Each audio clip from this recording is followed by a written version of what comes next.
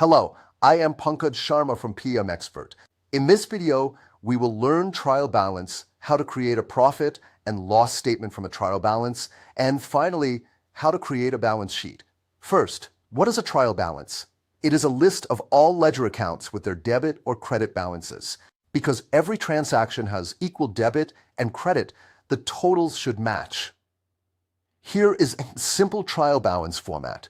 Debit balances go on the left, credit balances go on the right, and the totals must be equal. To remember which side balances usually go on, use the LORE. Assets and expenses are usually debit. Liabilities, owner's equity, and revenue are usually credit. Next, we create the profit and loss statement from the trial balance. We ignore assets, liabilities, and equity, and we only pick income and expenses. Example, sales of 100,000, purchases 60,000, salaries 10,000, rent 5,000. Gross profit is sales minus purchases, which is 40,000. Net profit is gross profit minus expenses, which is 25,000. That net profit is added into owner's capital for the balance sheet.